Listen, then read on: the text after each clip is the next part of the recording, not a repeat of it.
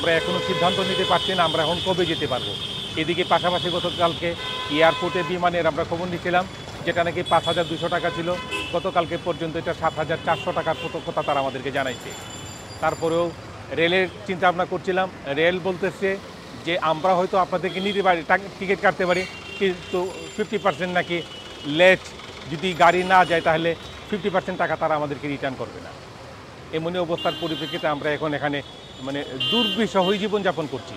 টাকা পয়সা যা নিয়ে আসছিলাম তা শেষ হওয়ার পথে।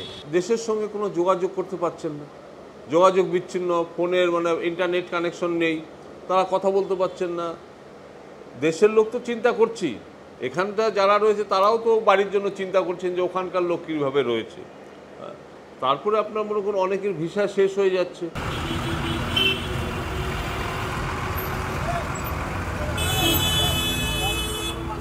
বাংলাদেশে আসলে তো এইখান থেকে একটু সিচুয়েশনটা বাংলাদেশের খারাপ যাচ্ছে, তারপরে ইনশাল্লাহ আল্লাহর নামে বের হয়েছি। এখন দেখা যাক, বেনাপোল পার হওয়ার পরে বোঝা যাবে আসলে যে পরিস্থিতি কী অবস্থা।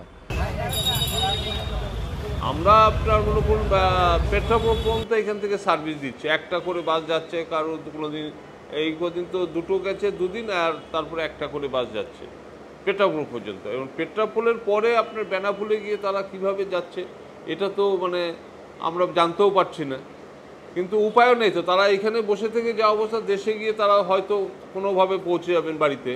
আমরা এখান থেকে কলকাতা থেকে বেনাপোলে যাচ্ছি, বেনাপোল থেকে এখন বাসে হলে বাসে যাব, ট্রেনে হলে ট্রেনে যাব। যদি সুযোগ সুবিধা না পাই তাহলে ওখানে ট্যাক্সি অথবা ভ্যান এভাবে যেতে হবে। আমাদের কষ্ট তো আর কেউ দেখবে না। সব বর্ডার পর্যন্ত গাড়ি ছাড়ছে, সব বর্ডার পর্যন্ত। মার্কুইসে পুরো ফাঁকা, লোকজন নেই।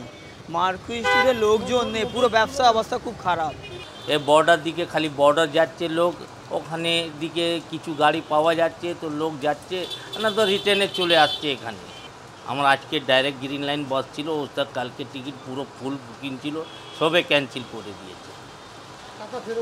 হ্যাঁ, পুরো টাকা রিটার্ন করে দিয়েছে।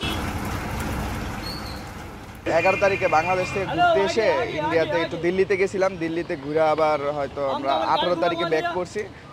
এরপরে আমাদের 21 তারিখে যাওয়ার কথা, কিন্তু আসলে যাইতে পারতেছি না। 20 তারিখে চলে যেতাম, কিন্তু বাসের কারণে চলে যেতে পারতেছি না, ডাইরেক্ট বাসও খুলতেছে না। আর এদিকে কেউ এখনও সিউরিটি দিতে পারতেছে না ওই পারে যে আমি কি বাসা পর্যন্ত পৌঁছাইতে পারবো। বাসা হয়েছে ঢাকা, ওখানে অবস্থা খুব খারাপ।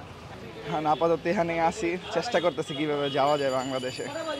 বাড়িতে যোগাযোগ করতে পারছি, ইন্টারনেট তো বন্ধ, সারাদিনই বন্ধ থাকে। ডাইরেক্ট সিমে কল দিলে অনেক সাউন্ড শোনা যায় না, হয়তো রাতের দিকে একটু কথা বলা যায় কোনো রকম, বা ওখান থেকে ফোন দিলে রাতের বেলা কথা বলা যায়, এছাড়া আর আসলে কথা বলার কোনো সুযোগ নেই। আমরা আছি 11 তারিখে পর আমরা ওই দরবার শরীফ গেছিলাম, আজমির শরীফ। ওখান থেকে এসে কালকে দেখছি সেখানে কোনো গাড়ি নাই, মানে সব কাউন্টারে দেখছি গাড়ি এখন নাই বর্তমান। বলতেছে দেখবো এরকম বলতেছে আর কি, মানে কনফার্ম কোনো সিদ্ধান্ত দিচ্ছে না। আর বর্ডার দিয়ে অনেক সমস্যা হচ্ছে এবং গাড়ি ছাড়তেছে না, এই ধরনের আর কি। আর এখন আমি দেখলাম সকালে উঠে গাড়ি কোনো জায়গায় নেই, গাড়ি বন্ধ। আর বাংলাদেশিরা অনেকজন এখন বেনাপোলে অনেকজনও আটকে দিয়েছে, অনেকজনের টাকা পয়সা শেষ হয়ে গেছে, অনেক সমস্যার মধ্যে আছে। টাকার বিকাশ টিকাশ এগুলো সব বন্ধ হয়ে গেছে, বাংলাদেশি বিকাশও বন্ধ করে দিচ্ছে, নগদ বন্ধ করে দিচ্ছে বাংলাদেশি গভর্নমেন্ট। ইয়ার ভাড়াটা বেড়ে যাওয়াতে আমাদের একটু মানে বৃদ্ধি পাওয়াতে একটু সমস্যা হয়ে গেছে। আর বাস বেনাপোল পর্যন্ত যাচ্ছে, এরপরে নিজের রিক্সে যেতে হচ্ছে, যেটা আমাদের যারা পেশেন্ট বা রুগী যারা বাবা মা বা আত্মীয় স্বজন রয়েছে তাদের জন্য খুব টাফ হয়ে যাচ্ছে। আর ট্রেনের কথাটা হচ্ছে মঙ্গলবার পর্যন্ত ট্রেন বন্ধ ছিল, তো বুধবার আমরা ট্রেনের টিকিট কেটেছি এবং বুধবারই থেকেই ট্রেন যাবে। তারপর দেখা যাক কী অবস্থা হয়। এখন পর্যন্ত মানে নিষেধাজ্ঞা আসে নাই যে ট্রেন চলবে না, তবে মঙ্গলবার পর্যন্ত ট্রেন বন্ধ, বুধবারেই ট্রেন চালু হতে যাচ্ছে। এখন বর্ডার থেকে যারা যাচ্ছেন শুনতে পারলাম যে ওনারা নিজ রিক্সে যাচ্ছেন আর কি, অ্যাম্বুলেন্স বা গাড়ি বাস চলাচল করছে না, ওরা ওই গাড়ির ভাড়া করে ওভাবে যাতায়াত করছে আর কি। পাসপোর্ট দেখাতে হচ্ছে যে আমরা ইন্ডিয়া থেকে চিকিৎসার জন্য আসছিলাম, তখন পাসপোর্ট দিয়ে যাচ্ছে, মানে এরকম হচ্ছে। কিন্তু অনেকে মানে হয়রানির শিকার হচ্ছে আর কি ওইভাবে।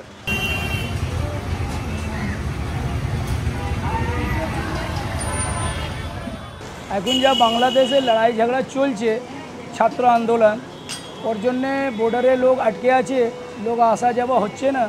পশ্চিমবাংলা না আসলে একটু বিজনেস কমজোর হয়ে যায়। বাংলাদেশের লোক আসলে একটু পশ্চিমবাংলা বিজনেসের মেন পিলার। ব্যবসা আজকে না হচ্ছে কালকে হবে, সেটা সমস্যা না। সমস্যা হচ্ছে এই যে যারা নাকি বাংলাদেশের ভাই বোনরা এখানে আটকে আছে তাদের সমস্যা হচ্ছে, বড় সমস্যা হচ্ছে।